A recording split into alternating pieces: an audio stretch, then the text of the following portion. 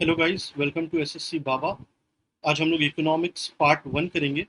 इसमें हम कुछ कुछ बेसिक्स कवर करेंगे और एसएससी और डिफरेंट रेलवे एग्जाम्स से रिलेटेड जो भी क्वेश्चंस आते हैं हम लोग आज उस पर देखेंगे। आज के कुछ टॉपिक्स जैसे हम लोग जीडीपी देखेंगे, gross domestic product. Gross national product क्या होता है, डोमेस्टिक नेशनल में क्या फ़र्क होता है, नेट डोमेस्टिक प्रोडक्ट क्या होता है। ठीक है, जीडीपी डिफ्लेटर के बारे में जानेंगे, क्विज़नेट्स कर्व के बारे में जानेंगे और बिग मैक इंडेक्स जिसको बर्गरनॉमिक्स भी बोलते हैं, हम लोग इनके बारे में भी जानेंगे। तो हम लोग स्टार्ट करते हैं आज की क्लास। मेरा नाम अमित भारद्वाज है और मैं आपके लिए इकोनॉमिक्स पार्ट 1 लेकर आया हूँ।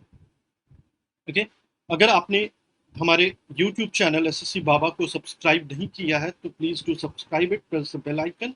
और Telegram channel official in discussion page को ज्वाइन कर सकते हैं। वहाँ पर जो भी आपकी क्वेरीज है आप पूछ सकते हैं। अ, आप हमारे साथ वॉइस कॉल में भी आ सकते हैं। टेलीग्राम के ऑफिशियल और डिस्कशन पेज पर इसको ऐड किया जाता है। और पूरा पेज को लाइक कर सकते हैं शीतांशु एंड समर्थ जैन से।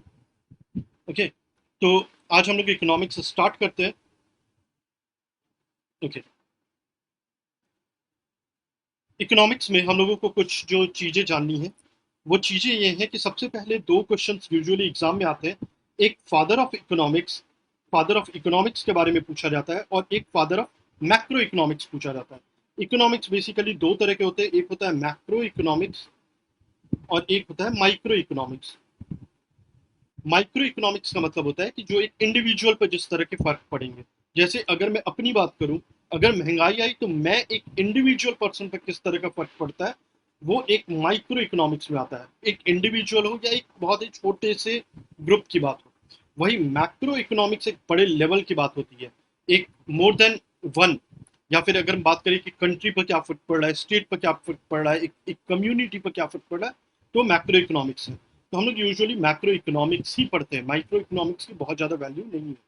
ठीक है, अगर क्वेश्चन में आएगा who is the father of modern economics या who is the father of economics, तो वो पर्सन का नाम है Adam Smith. Adam Smith is a father of modern economics. इनकी एक बुक है, दो बुक यहाँ पर मेंशन्ड है, लेकिन आपको ये जो सेकंड वाली बुक है, an inquiry into the nature and causes of the wealth of nation, जो कि 1776 में पब्लिश हुई थी, वो नाम आपको याद रखना है। Next, father of macro economics है John Maynard Keynes. John Maynard Keynes है फादर ऑफ मैक्रो इकोनॉमिक्स और इनकी बुक का नाम है the great theory of employment, interest and money. ये इनके बुक की नाम है। ये बहुत ही इंपॉर्टेंट पर्सन है, he is the father of macro economics, John Maynard Keynes. Next जो हम लोग टॉपिक पढ़ेंगे उसका नाम है परचेसिंग पावर पैरिटी, या उसी को हम लोग शॉर्ट में पीपीपी भी बोलते हैं। ठीक है, PPP is purchasing power parity. जिस तरह का नाम है परचेजिंग पावर पैरिटी, पैरिटी का मतलब होता है कंपेयर करना। परचेजिंग पावर का मतलब होता है किस कंट्री के पास किस तरह की परचेजिंग पावर है। ठीक है, परचेजिंग पावर पैरिटी का मतलब होता है जैसे मैंने एक बॉक्स बना दिया और इस बॉक्स में हमने कुछ इंपॉर्टेंट गुड्स डाल दिए, जैसे मान लेते हैं पेन, पेपर, पेंसिल। हमने ये तीन गुड्स डाले। अब अगर ये सेम पेन, सेम पेपर और सेम पेंसिल इंडिया में अगर प्रोड्यूस हो रही है, यही सेम पेपर, यही सेम पेन और यही सेम पेंसिल, आपको ना ब्रांड चेंज करना है ना क्वालिटी चेंज करना है, सब कुछ सेम। अगर वही सेम चीजें यूएसए में प्रोड्यूस हो रही है, वर्ड पर ध्यान दीजिएगा, या तो प्रोड्यूस हो रही है, मैन्युफैक्चर हो रही है, या वहां पर भी अवेलेबल है। इंडिया में है, यूएसए में है, यूके में है, मैंने ये तीन कंट्री ले लिया। अगर इंडिया में ये तीन आइटम 17 रुपीज में मिल रहा है, रुपीज 17 कंबाइंड, अगर ये 17 रुपए में मिल रहा है, यूएसए में यही तीन आइटम $1 में मिल रहा है, और यूके में यही तीन आइटम इन टर्म्स ऑफ अगर मैं डॉलर बोलूं $3 में मिल रहा है। ठीक है, तो इसको हम लोग बोलते हैं परचेसिंग पावर पैरिटी। हम लोग यहाँ पर बोल सकते हैं कि $1 is given is equal to rupees 17, is equal to rupees 17। $1 17 के बराबर है in terms of PPP, purchasing power parity. अगर हम लोग यही चीज अगर ये 17 के बजाय 20 रुपए में होता तो ये 20 रुपए हो जाता, $1 इज इक्वल टू रुपीज 20। तो यहाँ पर आप देखेंगे basket of goods, same basket of goods, मैंने यहाँ पर सेम बास्केट ऑफ गुड्स लिया, और वो जिस तरह से अलग अलग कंट्री में, अगर यही चीज स्विट्जरलैंड में, अगर यही चीज स्विट्जरलैंड में $7 में मिल रहा है, ठीक है, तो Switzerland is a bit costlier. ठीक है, तो अगर हम लोग जीडीपी की बात करें, जो कि हम लोग आगे भी पढ़ेंगे, अगर हम लोग करेंसी की बात करें कि $1 इज इक्वल टू, अभी अगर आप लोग देखेंगे तो 73.41, ये हर एक दिन वैरी करेगा, किसी दिन 75 भी हो जाएगा, आप लोग जब इस वीडियो को देख रहे होंगे तो 70 भी हो जाएगा। ठीक है, अभी $1 इज इक्वल टू 73.41 है। ये 73.41 का मतलब होता है कि डॉलर का वैल्यू किस कंट्री में, या $1 की डिमांड और सप्लाई किस तरह की है। अगर इंडिया डॉलर की मांग करेगा तो डॉलर की वैल्यू बढ़ जाएगी। ठीक है, तो अगर हम लोग डिमांड और सप्लाई कर्व में अगर हम लोग देखें तो $1 की वैल्यू है 73.41। वही अगर हम लोग पीपीपी मॉडल में देखें, परचेसिंग पावर पैरिटी मॉडल में देखें, तो उसकी वैल्यू है 17.12 रुपीज। ओके, नेक्स्ट टॉपिक है बिग मैक इंडेक्स, या इसी को बर्गर नॉमिक्स भी बोलते हैं। जब यूनाइटेड नेशन में, यूनाइटेड किंगडम में, यूके यूके लंदन की यूके लंदन ने की एक संस्था ने, अभी उस संस्था के नाम आपको जानना जरूरी नहीं है, लेकिन बाद में आपको मैं बता दूंगा। यूके लंदन की एक संस्था ने ऐसा निकाला कि क्यों ना हम लोग जो बिग मैक, जो आप लोग मैकडोनल्ड आप लोग देखते हैं, एमसीडी, क्यों ना हम लोग एमसीडी में कि एक बर्गर, क्योंकि एमसीडी के बर्गर यूजुअली हर एक कंट्री में अवेलेबल है, एमसीडी की एक बर्गर के रेट को उन लोगों ने जांचना शुरू किया। यूके के उस संस्था ने मैकडोनल्ड के एक बर्गर को अलग अलग कंट्रीज में देखा कि सेम मैकडोनल्ड का बर्गर अलग अलग कंट्री में कितने कितने रेट में बिकता है। तो उसने ये देखा कि इंडिया में ये $2.53 में बिक रहा है। आप इसको 75 से मल्टीप्लाई करेंगे तो ऑलमोस्ट ही 175, 180, 190 जो भी रुपीज होगा। ठीक है, ये इक्विवेलेंट 180, 190 जो भी होगा। वही यूएसए में वो $5.71 में बिक रहा है, स्विट्जरलैंड में 6.91 में बिक रहा है, और यूके में वो $4.28 में बिक रहा है। तो इससे पता चलता कि परचेजिंग पावर पैरिटी किस तरह की है।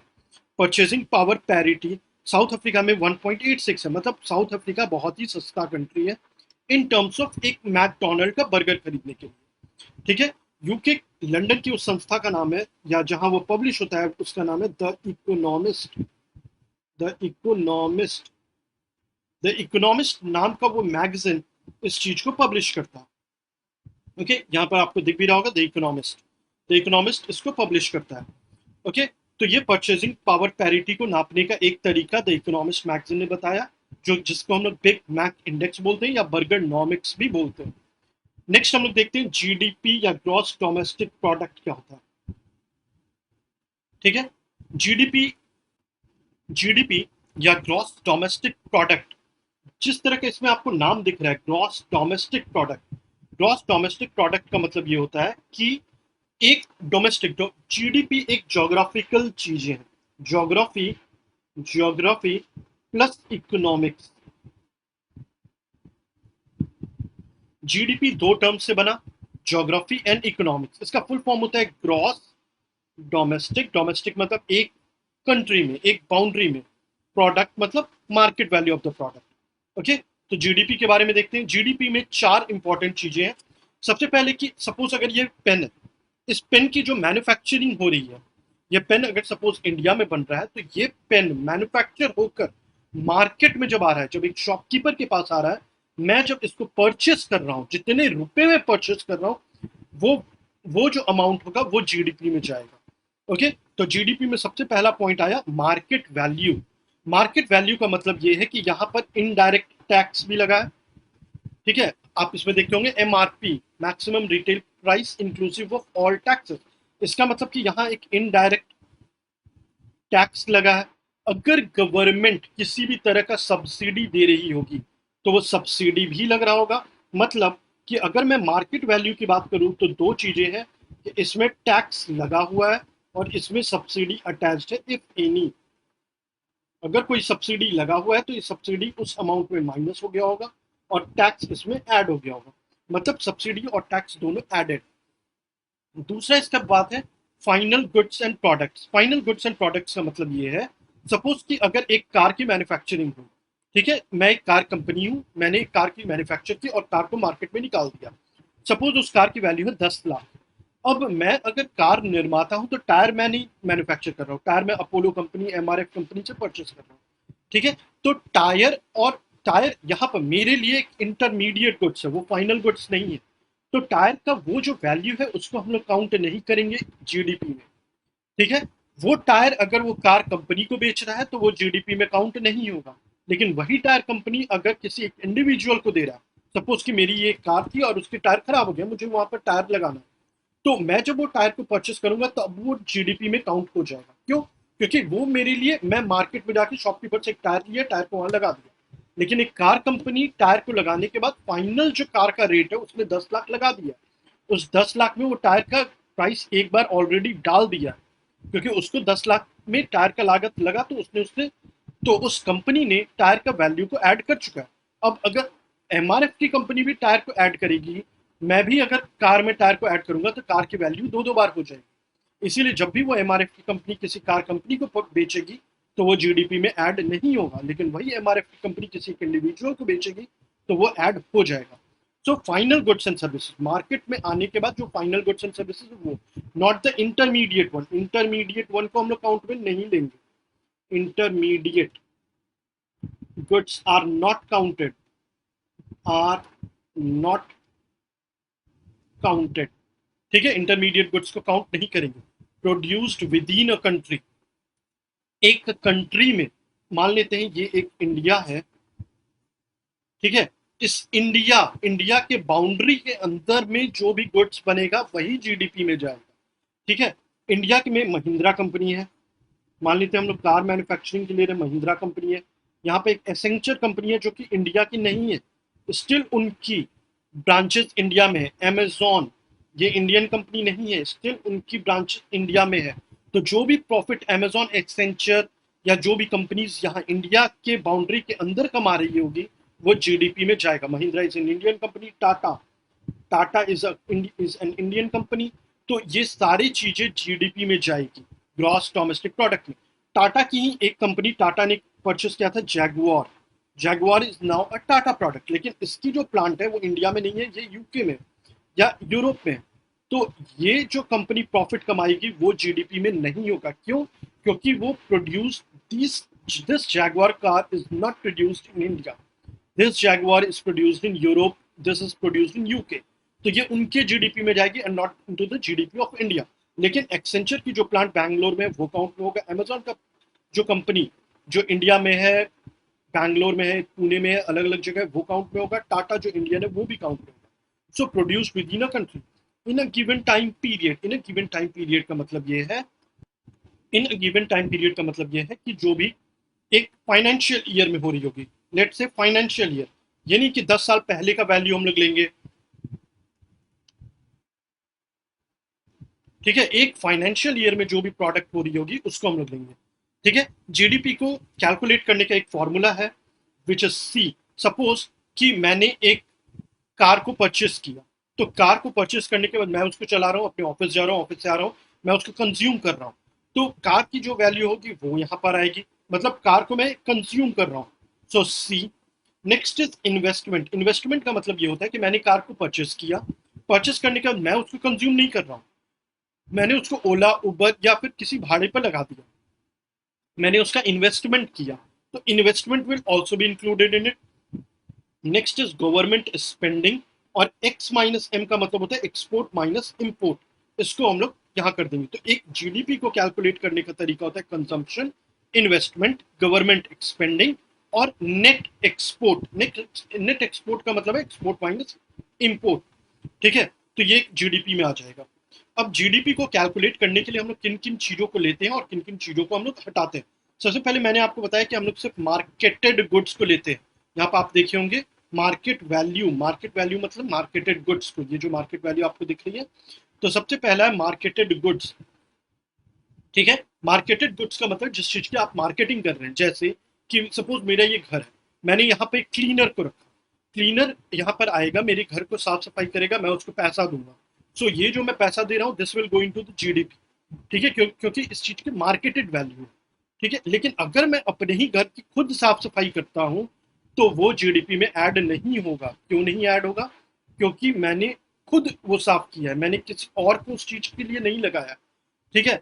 इसी तरह से जैसे केयर इकोनॉमी होती है, केयर इकोनॉमी का है मतलब ये है कि मैं जैसे अपने माँ बाप का सेवा कर रहा हूँ, मैं अपने बच्चों को भलाई मैं देखभाल कर रहा हूँ, so this will not go into the GDP. Care economy will not go into the GDP. क्यों? क्योंकि मैं जो काम कर रहा हूँ उसके पैसे मैं खुद क्यों दे रहा हूँ। एक तरह से आप देख सकते हो, मैंने अपने माँ बाप का सेवा किया, अब मैं उस सेवा का बोलूंगा चलो मुझे 500 रुपये मिले, मैंने 500 रुपये खुद अपने पर्स से निकाला, वॉलेट से निकाला, खुद अपने आप को दिया, so this is not the GDP. लेकिन अगर मैं इसी सेवा के लिए किसी एक नर्स को रखता हूँ और मैं उसे पेमेंट देता हूँ, किसी एक असिस्टेंट को रखता हूँ उसको पेमेंट देता हूँ, तो मैं अपने पर्स से निकाला उनके पर्स में डाला, so this will go into the GDP.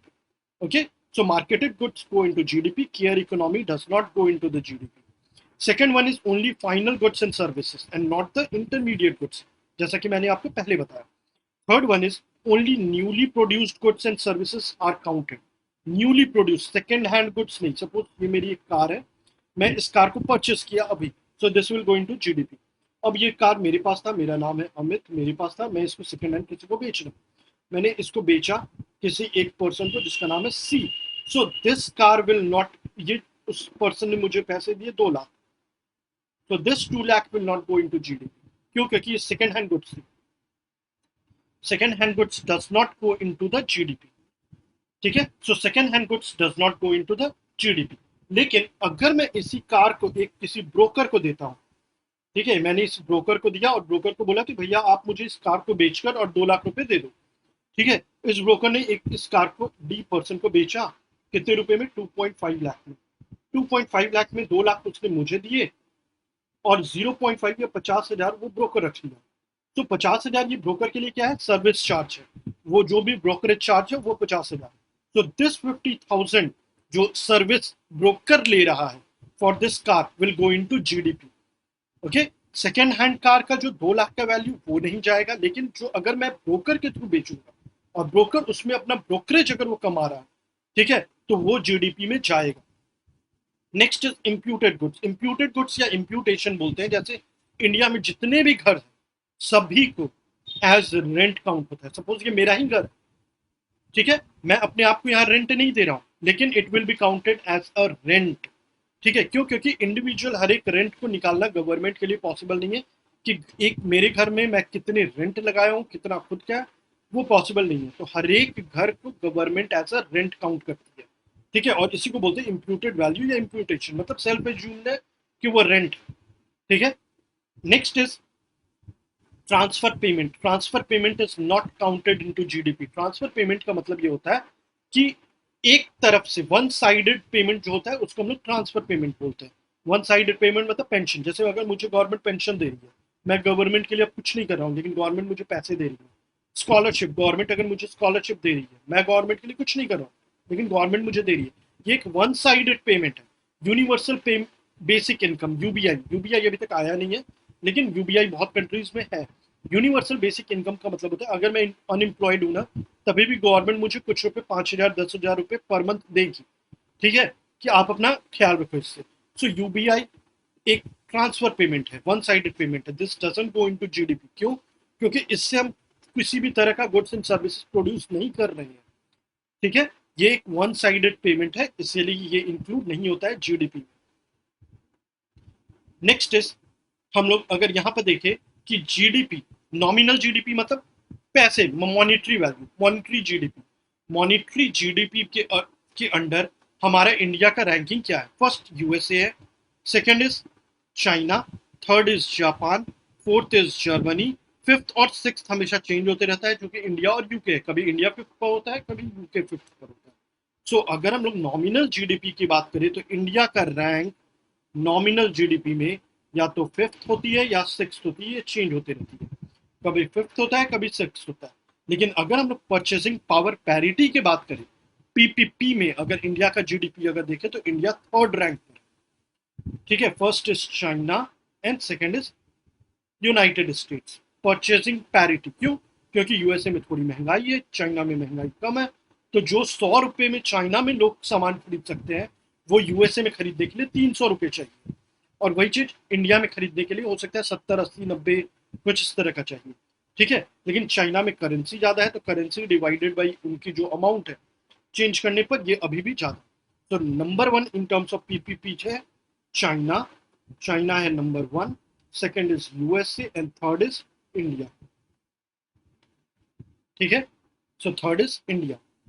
Next हम लोग देखते हैं नॉमिनल जीडीपी और रियल जीडीपी में क्या फर्क है। नॉमिनल का मतलब होता है मॉनिटरी, मॉनिटरी मतलब मनी के आधार पर बताइए, मॉनिटरी जीडीपी, उसको हम लोग बोलते हैं नॉमिनल जीडीपी। रियल जीडीपी का मतलब होता है अमाउंट ऑफ गुड्स कितने प्रोड्यूस हुए, अमाउंट ऑफ गुड्स किस तरह के प्रोड्यूस हो रहे हैं। ठीक है, तो आप लोग अभी देखेंगे कि नॉमिनल जीडीपी क्या होता है और रियल जीडीपी क्या होता है। देखिए नॉमिनल जीडीपी और रियल जीडीपी कैसे होते हैं। सपोज कि 2010 में कोई एक कार कंपनी है मारुति, ठीक है, एक कार कंपनी है मारुति, 2010 में इसने 100 कार बनाई, 100 कार बनाई और एक कार की कीमत है सपोज 10 रुपए, तो मुझे रुपीस के टर्म में मिल रहे हैं 1000 रुपए। ठीक है, मारुति कार 100 कार बना रही है 2010 में और एक कार की कीमत है 10 रुपए, तो टोटल उसको मिले 1000 रुपए। एक कार की कीमत है, 1 car is equal to rupees 10, तो मिले 1000 रुपए। अब अगर हम आ जाते हैं 2011 में, 2011 में यही मारुति अभी भी 100 कार ही बना रही है। ठीक है, मतलब ग्रोथ नहीं है, 100 कार पहले भी बना रही थी, 100 कार अभी भी बना रही है। एक कार की कीमत है अगर सपोज 12 रुपए, मैंने प्राइस को बढ़ा दिया, मारुति कार ने अगले साल प्राइस को बढ़ा दिया, तो इसको अब मिलेंगे रुपीज 12,000, 1200 रुपए। ओके, 12,000 नहीं, 1200 रुपए। अगर हम लोग मॉनिटरी वैल्यू में देखेंगे तो ग्रोथ तो होगा, 200 रुपए की फायदा हो रही है उस कंपनी को। लेकिन अगर हम लोग कार की मैन्युफैक्चरिंग की बात करें तो 100 कार का 100 ही कार है, मतलब यहाँ पर कोई भी चेंज नहीं है, नंबर ऑफ कार्स प्रोड्यूस में कोई भी चेंज नहीं है। लेकिन अगर हम लोग मॉनिटरी वैल्यू में बात करें तो 200 रुपए का फायदा है। ओके, तो यहां पर अगर हम लोग देखेंगे तो रियल जीडीपी ग्रोथ को देखती है, मतलब ये जो कार 100 कार थी अभी भी 100 कार है, so this is real GDP. Real GDP सिर्फ ग्रोथ को देखती है, मॉनिटरी वैल्यू को नहीं देखती है। यहां पर जो 200 रुपए का जो फर्क है ये महंगाई है, दिस इन्फ्लेशन। ठीक है, उस कार कंपनी ने 200 रुपए कार को महंगा कर दिया, तो 200 रुपए इज एक्चुअली द इन्फ्लेशन। लेकिन यहाँ पे जब हम लोग रियल जीडीपी देखेंगे तो हम लोग वहां पर इन्फ्लेशन की बात नहीं करेंगे, महंगाई की बात, जितने नंबर ऑफ कार प्रोड्यूस हो रहे हैं हम लोग उसको देखेंगे। ठीक है, अभी यहाँ पर भी 100 कार प्रोड्यूस हो रही थी, यहाँ पर भी 100 कार, 2011 में भी 100 कार प्रोड्यूस हो रही है। ओके, तो रियल जीडीपी में हम लोग इन्फ्लेशन को एडजस्ट करते हैं। ठीक है, जब हम लोग 2011 में भी देखेंगे तो अभी भी क्या होगा, अगर इन्फ्लेशन को एडजस्ट करेंगे तो रुपीज 1,000 होगा। ठीक है, इन्फ्लेशन एडजस्टेड 1,000 होगा, जो 200 रुपए है दैट इज इन्फ्लेशन। और इस इन्फ्लेशन को एडजस्ट करने का जो टूल है हम लोग उस टूल को बोलते हैं जीडीपी डिफ्लेटर, हम लोग उस टूल को बोलते हैं GDP deflate. Okay, so real GDP सिर्फ ग्रोथ को देखता है, मॉनिटरी जीडीपी जो नॉमिनल जीडीपी है ये ग्रोथ को भी देखता है कि 100 कार प्रोड्यूस हुए, और इसमें प्राइसेस को भी देखता है, मतलब यहाँ पर इन्फ्लेशन ऑलरेडी एडेड है। ठीक है, मतलब इन्फ्लेशन को हम लोगों ने एडजस्ट नहीं किया है, जो कि हम लोगों ने रियल जीडीपी में इन्फ्लेशन एडजस्ट किया था। कभी भी क्वेश्चन आएगा तो real GDP is inflation adjusted, वो कैसे इन्फ्लेशन एडजस्ट होती है, थ्रू जीडीपी डिफ्लेटर। लेकिन वही नॉमिनल जीडीपी में इन्फ्लेशन, महंगाई को नहीं काउंट में लेते। ठीक है, यहाँ पर आपको देखिएगा कि ग्रोथ हो रही है, यहाँ पर आपको कार्स के मामले में दिखेगी कि ग्रोथ नहीं हो रही है। तो हमें रियल वैल्यू चाहिए कि क्या नंबर ऑफ कार्स बढ़ने, कार्स प्रोडक्शन बढ़ रही है कि नहीं, तो हम लोग बोलेंगे नहीं, नंबर ऑफ कार्स प्रोडक्शन नहीं बढ़ रही है, हमारी रियल ग्रोथ नहीं हो रही है, लेकिन नॉमिनल ग्रोथ हो रही है। ओके, नेक्स्ट हम लोग देखते हैं ग्रॉस नेशनल प्रोडक्ट। अभी हम लोग डोमेस्टिक प्रोडक्ट देख रहे थे, अब हम लोग देखेंगे ग्रॉस नेशनल प्रोडक्ट। यहाँ पर मैंने इमेज में यूएसए का लिया है, लेकिन लेट से हम लोग इंडिया का बात करते हैं ग्रॉस नेशनल प्रोडक्ट में। ये है इंडिया कंट्री, ये है यूएसए, ये है यूके। ठीक है, एक इंडियन कंपनी हम लोग लेते हैं टाटा, एक लेते हैं महिंद्रा, एक लेते हैं फॉरेन कंपनी एक्सेंचर, और एक लेते हैं अमेजॉन। ठीक है, ये टाटा इंडियन सिटीजन है, महिंद्रा इंडियन सिटीजन है। ठीक है, ग्रॉस डोमेस्टिक प्रोडक्ट अगर होता तो ये इन चारों कंपनी को हम लोग लेते हैं, क्यों? क्योंकि ये इंडिया के अंदर में मैन्युफैक्चरिंग है। ठीक है, यही टाटा कंपनी अगर यूएसए में अपना प्लांट को ओपन की, यही टाटा कंपनी अगर यूके में प्लांट को ओपन की, ठीक है, तो नेशनल प्रोडक्ट में हम लोग क्या क्या लेते हैं उस चीज को देखिए। नेशनल प्रोडक्ट में हम लोग उसी उसी पोर्शन, उसी उसी ऑब्जेक्ट को लेंगे जो कि इंडियन सिटीजन द्वारा बनाया गया हो। जैसे Tata, Tata will be counted into GNP. Mahindra का जो भी प्रॉफिट होगा that will be counted into GNP. Accenture को हम लोग जीएनपी में नहीं लेंगे, Accenture won't be counted into GNP. Amazon भले ही वो इंडिया में हो रही हो but that won't be counted into GNP. Tata का प्लांट जो कि यूएसए में है that will be counted into GNP. क्यों? क्योंकि वो इंडियन सिटीजन द्वारा, मतलब इंडियन सिटीजन कंपनी, मतलब जो रतन टाटा है उनके कंपनी द्वारा बनाया गया है। अगर यहीं पर महिंद्रा का लेंगे तो महिंद्रा भी इसी में काउंट होगा। क्यों? क्योंकि ये आनंद महिंद्रा जो कि इंडियन है उनकी ही कंपनी वहां बनाएंगे, भले ही वो यूएसए के सिटीजन बना रहे होंगे, लेकिन वो प्रॉफिट को हम लोग काउंट करेंगे इन जीएनपी।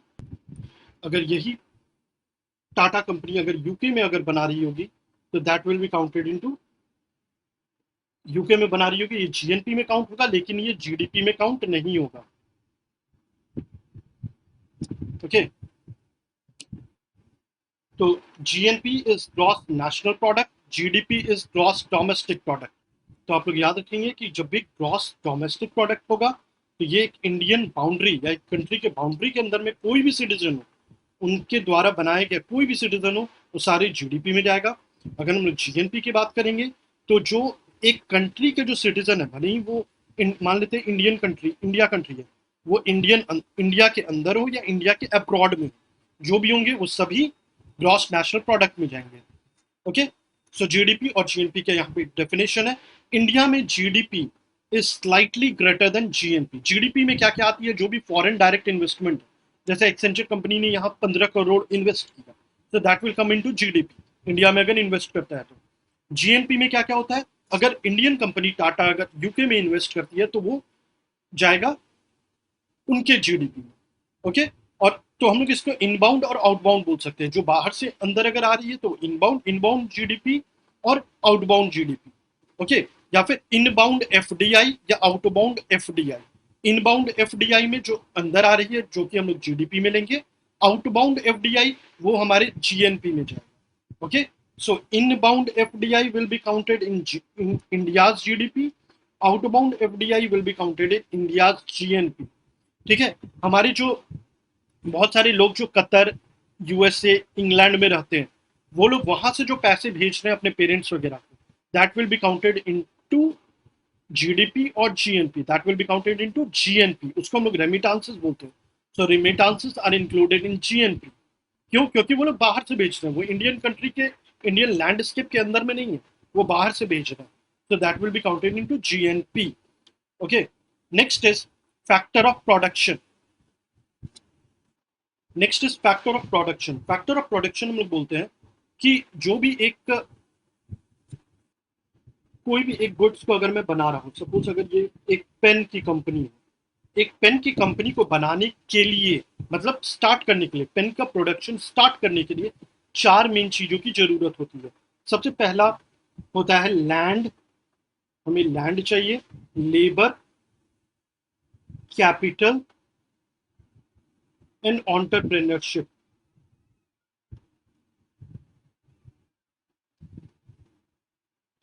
लैंड, लेबर, कैपिटल मतलब पैसा, और एंटरप्रेन्योरशिप। एंटरप्रेन्योरशिप एक सोच, क्या करना है, किस तरह से करना है, वो सब चीजें। सो फैक्टर ऑफ प्रोडक्शन है चार, और इसी को हम लोग कभी कभी फैक्टर कॉस्ट भी बोलते हैं। अगर मैं पूछूं कि इस पेन की फैक्टर कॉस्ट क्या है, तो इस पेन की फैक्टर कॉस्ट होगी जो इसको बनाने में टोटल लागत लगी होगी, that will be the factor cost. अगर मैं बोलूंगा इस पेन का मार्केट कॉस्ट क्या है, तो इस पेन को बनाने में जो भी लागत लगी वो, इसमें अगर गवर्नमेंट मुझे कोई सब्सिडी दे रही है, मान लीजिए इसको बनाने में 100 रुपये लगा, तो फैक्टर कॉस्ट इज ₹100। अगर 100 के बाद गवर्नमेंट मुझे इसमें 20 रुपये की सब्सिडी देती है, तो मार्केट कॉस्ट अगर मैं पूछूंगा तो सब्सिडी को माइनस करूंगा, तो अब हो गया 80। और फिर गवर्नमेंट अगर इसमें 50 रुपये का टैक्स लगाती है तो 80 + 50 130। सो मार्केट कॉस्ट अब इसकी हो जाएगी 130। ओके, नेक्स्ट हम लोग देखते हैं market price and factor cost, जो अभी मैंने बताया। सबसे पहले फैक्टर कॉस्ट में, इस पेन को बनाने में, मैं फिर से इसको बताता हूँ, इस पेन को बनाने में जो लैंड, लेबर, कैपिटल लगा, सपोज ₹100 लगा इसमें टोटल बनाने में, तो this will be factor cost. अगर मैं पूछूं कि मार्केट कॉस्ट क्या होगा, तो आपको इसमें सब्सिडी सब्सिडी अगर सपोज मुझे इसमें मिल रही है ₹20 की, तो मैं इसमें -20 करूंगा। फिर गवर्नमेंट इसमें टैक्स लगा रही है ₹50, तो मैं 50 इसमें ऐड करूंगा, सो इसकी कीमत हो जाएगी 130। तो 130 is now the market cost और market price. Okay, so market price में हम लोग सब्सिडी और टैक्स, सब्सिडी को माइनस करेंगे, टैक्स ऐड करेंगे, अब जो आएगा that will be the market cost. Next आते हैं हम लोग नेट डोमेस्टिक प्रोडक्ट या नेट नेशनल प्रोडक्ट। ओके, तो हम लोगों ने अभी देखा जीडीपी, ग्रॉस डोमेस्टिक प्रोडक्ट और gross national product. Okay, gross domestic product और ग्रॉस नेशनल प्रोडक्ट। अगर हम लोग इसमें से डेप्रिशिएशन को माइनस कर दें, डेप्रिशिएशन डेप्रिशिएशन को माइनस कर दे, तो हमें जो मिलेगा that will be called as net, net domestic product और net national product, NNP. Okay, depreciation का मतलब ये होता है कि अगर ये एक पेन है, पेन की कीमत ₹100 है, अगले साल इसी पेन की कीमत, सेम पेन की कीमत हो जाएगी ₹80। क्यों? क्योंकि ये पेन एक साल चल चुकी है, तो इसकी कीमत में गिरावट आएगी। ये सेम पेन ₹80 में मेरे पास है, अगर एक साल होने के बाद अगर कोई मुझसे ये खरीदता है, तो अब इस पेन की कीमत हो जाएगी ₹80। ₹80 अगर इस पेन की वैल्यू हो रही है, ₹80 मतलब इस पेन की डेप्रिशिएट हो रही है। क्यों डेप्रिशिएट हो रही है? वियर एंड टीयर के कारण। वियर एंड टीयर के कारण ये जो ₹20 का जो डेप्रिशिएशन हो रहा है, ये जो वैल्यू कम हो रहा है, इसको हम लोग बोलते हैं डेप्रिशिएशन। और अगर हम लोग डेप्रिशिएशन को माइनस कर देंगे, तो हमें मिलेगा net value, net domestic product और नेट नेशनल प्रोडक्ट। अब हम लोग आते हैं नेशनल इनकम में। नेशनल इनकम हमें मॉनिटरी वैल्यू देती है, मतलब मनी की वैल्यू, कि एक कंट्री का मनी वैल्यू कितना है। एक कंट्री का अगर GDP in terms of money अगर बोलेंगे, तो वो भी नेशनल इनकम होगा। अगर एक कंट्री का जीएनपी पैसे के वैल्यू में 5 करोड़ 10 करोड़ कितना है, वो भी होगा। ओके, सो एक कंट्री का, एक यहाँ पर एक कोई भी कंट्री हो, कंपनी हो, नेशनल मतलब कंट्री की बात हो रही है, कंट्री की जो भी मनी वैल्यू होगी, total money value of a countries final output, final output of all new goods and services produced in an year is the national income. ठीक है, तो आपको याद रखना होगा कि फाइनल, यहाँ पर देखिए क्या क्या वैल्यू आई है। सबसे पहले मनी की बात हुई है, दूसरा मैं कलर चेंज कर देता हूँ, यहाँ पर सबसे पहले मनी की बात हुई है। फाइनल आउटपुट, फाइनल आउटपुट का मतलब है कि अगर आपको यहाँ कोई सब्सिडी मिल रहा है, आप उसको भी काउंट में लोगे। मान लेते हैं ₹100 बनाने का कॉस्ट है, ₹20 सब्सिडी है, तो माइनस करेंगे, ₹50 टैक्स है, तो उसको ऐड करेंगे। ठीक है, तो फाइनल में हम लोग सब्सिडी एंड टैक्स को भी काउंट में लेंगे, of all the new goods and services जो कि एक साल में प्रोड्यूस हो रही होगी, उसको बोलते हैं। ठीक है, so national income is NNP, net national product minus indirect taxes plus subsidy. ठीक है, तो नेशनल इनकम, सपोज कि अगर एक पेन, यही एक पेन है, इस पेन को मैंने आपको बनाने में क्या बताया था, ₹130 लगे। कैसे? फैक्टर वैल्यू था 100, ₹20 था सब्सिडी और ₹50 था उसकी टैक्स।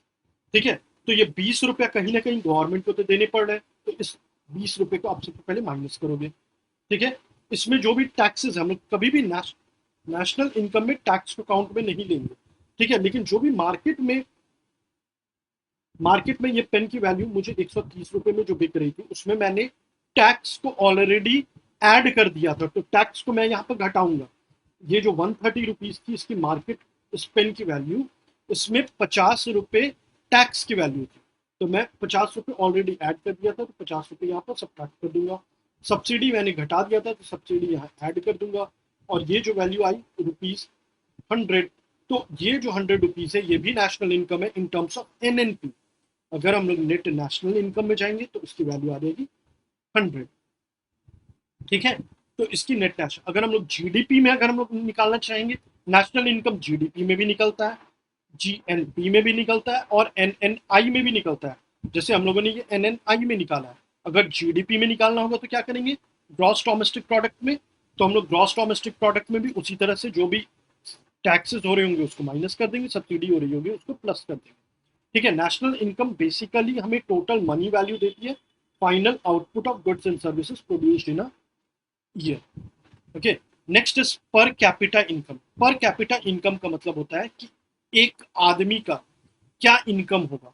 तो जो भी टोटल जीडीपी और जीएनपी हम लोगों ने निकाल दिया, एक कंट्री का टोटल जीडीपी मान लेते हैं 10 करोड़, ठीक है, 10 crore divided by total population अगर हम लोग कर देंगे तो वो पर कैपिटा इनकम निकल जाएगा, एक आदमी का इनकम कितना होगा। अब ये जो टोटल पॉपुलेशन ये तो डेली बढ़ रहा है, तो हम लोग किस समय का लेंगे, तो मिड ईयर जो पॉपुलेशन होगा हम लोग उसको यहाँ पर पुट करेंगे, ठीक है। ये कंट्री का टोटल जीडीपी या टोटल जीएनपी को यहाँ रखेंगे, सपोज 10 करोड़, और टोटल पॉपुलेशन मिड ईयर में जितना होगा वो करेंगे, ठीक है। वर्ल्ड बैंक ने लो इनकम कंट्री उन्हें बनाया है जिनका पर कैपिटा इनकम 1005 रुपए से ज्यादा है, और हाई इनकम कंट्री उन्हें बनाया है जिनका पर कैपिटा इनकम $12,236 से ऊपर है, ठीक है।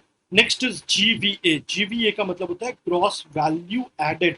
ग्रॉस वैल्यू एडेड का मतलब जीवीए का फॉर्मूला होता है जीडीपी, जो भी ग्रॉस डोमेस्टिक प्रोडक्ट है उसमें हम लोगों ने जो भी टैक्स को लगाया वो, और जो भी सब्सिडी लगाया वो। इसका मतलब हम लोग बोल सकते हैं कि जो भी जीडीपी है, जो भी जीडीपी है, ये दो तरह की जीडीपी हो सकती है, या तो फैक्टर कॉस्ट होगा या यही जीडीपी होगा मार्केट कॉस्ट। मार्केट कॉस्ट में क्या होता है कि हम लोग इसमें टैक्स को ऑलरेडी एडेड होता है, यहाँ पे क्या होता है टैक्स ऑलरेडी एडेड होता है और सब्सिडी ऑलरेडी सब्ट्रैक्टेड होता है। इसका मतलब GVA is nothing but GDP at market cost, ठीक है। जीवीए इज नथिंग, अगर हम लोग जीवीए बोल रहे हैं इसका मतलब जीवीए एट मार्केट कॉस्ट बोल रहे हैं, ठीक है, या मार्केट प्राइस बोल रहे हैं। तो GVA eight market price is nothing but GDP at market price, ठीक है। अगर हम लोग जीवीए एट फैक्टर कॉस्ट अगर हम लोग बोलेंगे, फैक्टर कॉस्ट अगर हम लोग जीवीए बोलेंगे तो जीडीपी एट फैक्टर कॉस्ट, ठीक है। इन दोनों बातों को याद रखना है। अगर हम लोग जीवीए एट मार्केट प्राइस बोलेंगे, जीबीए एट मार्केट प्राइस बोलेंगे तो this is nothing but GDP at market price. और अगर हम लोग जीबीए एट फैक्टर कॉस्ट बोलेंगे तो this is nothing but GDP at factor cost, okay.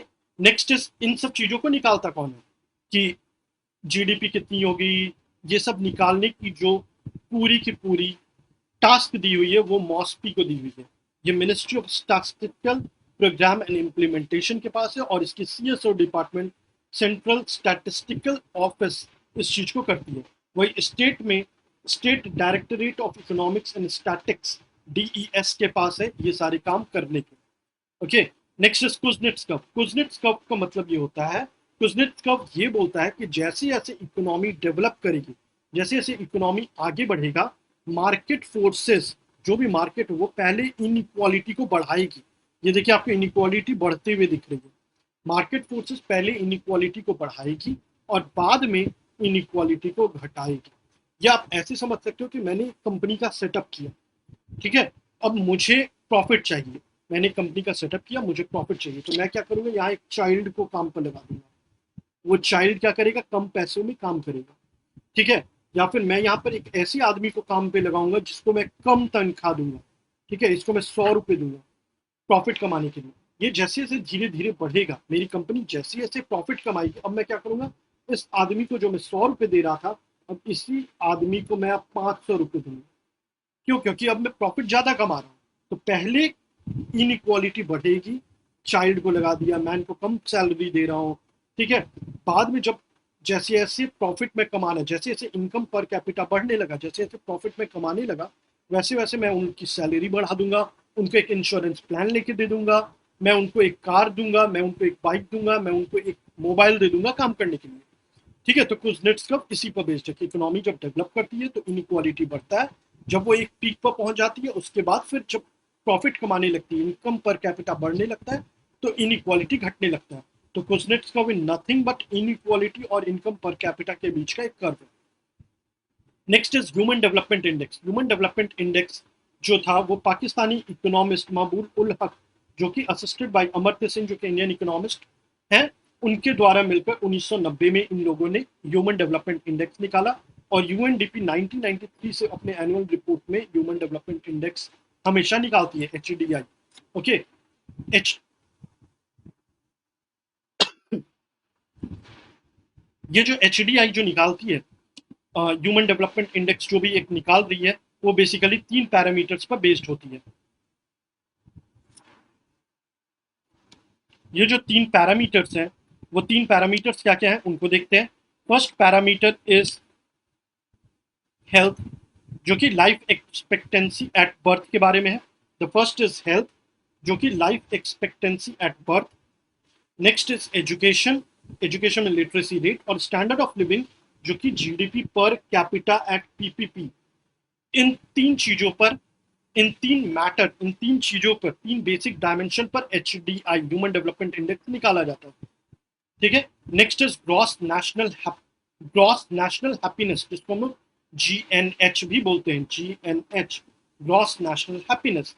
Gross happiness, national happiness Bhutan के फॉर्मर किंग जिग्मे सिंघवे वांगचुक ने निकाला था। ये क्वालिटी ऑफ लाइफ के बारे में बताता है, और ये भी 3-4 पैरामीटर्स पर बात करता है। वो 4 पैरामीटर्स क्या है? Socio economic development, second is cultural value, third is natural environment, और fourth one is good governance. इन 4 पैरामीटर पर ये बात करता है। सो GNH इन 4 पैरामीटर्स के लिए। नेक्स्ट इज 2008 सब प्राइम क्राइसिस, ये यूएसए में हुआ था। यूएसए में सब प्राइम क्राइसिस हुआ था। इसमें हुआ ये था कि यूएसए की जो भी इन्वेस्टमेंट कंपनीज थी या जो भी बैंक्स थे, वो लोग ऐसे ऐसे लोगों को वो लोन देने लगे थे जो उन्हें पता था कि ये लोन कभी चुका पाएंगे नहीं। ठीक है। सपोज उन्होंने मुझे लोन दे दिया और मैं बैंकरप्ट हो गया। सपोज उन्होंने मुझे दिया और मैं बैंकरप्ट हो गया, मैंने उन्हें लोन चुका ही नहीं पाया। ठीक है। क्यों मैं बैंकरप्ट हो गया? क्योंकि एक तो कि उनकी लोन की जो इंटरेस्ट थी ना, वो इतनी हाई थी कि मैं कभी चुकाने लायक बना ही नहीं। ठीक है। और मैं बैंकरप्ट हो गया, और ऐसे ऐसे करके उन लोगों ने एक सब प्राइम क्राइसिस ले आए, क्योंकि उन्होंने इतने लोगों को लोन दिया और वो लोन चुका नहीं पा रहे थे। तो इसी तरह से सब प्राइम क्राइसिस आया। उसका कारण ये था कि उनके लोन के जो इंटरेस्ट रेट था वो बहुत ही हाई था। ठीक है। एक एक इसमें एक ये एक फैक्टर था, और बाकी भी बहुत सारे फैक्टर थे जो कभी सब प्राइम क्राइसिस में आऊंगा तब बताऊंगा। पिक्स क्राइसिस, PIIGS, ये यूरोप में आए थे, ये 5 कंट्री। सब प्राइम क्राइसिस, इसकी मैं एक अलग वीडियो बना दूंगा कि सब प्राइम क्राइसिस और पिक क्राइसिस कैसे हुआ था। बेसिकली आपको ये जानना है कि इंटरेस्ट रेट की यहाँ पर बहुत ही हाई था और वो लोन कभी चुका ही नहीं था। उसी तरह ये जो .com बबल है, ये .com बबल मतलब एक ऐसे बबल पॉइंट पर पहुंच गया जब वो विस्फोट किया, तो एक क्राइसिस आया, और उस क्राइसिस के कारण पूरे वर्ल्ड ने देखा कि किस तरह से क्राइसिस में वर्ल्ड ने एक रिसेशन फेज झेला था। इन्फ्लेशन चैप्टर में आपको रिसेशन के बारे में बताऊंगा। ओके। सो ये इकोनॉमिक्स के फर्स्ट वीडियो के लिए आज का पूरा लेक्चर था। हम लोग इकोनॉमिक्स सेकंड वीडियो जो लेकर आएंगे उसमें आपको इन्फ्लेशन वगैरह के बारे में बताएंगे। So stay tuned, thank you and bye bye. के पहले आपसे रिक्वेस्ट है कि do like, share, subscribe and press the bell icon. अगर आपको वीडियो पसंद आया तो काइंडली लाइक कीजिए, और अगर वीडियो नहीं पसंद आया हो तो 2 बार डिसलाइक कीजिए। Thank you guys and cheers.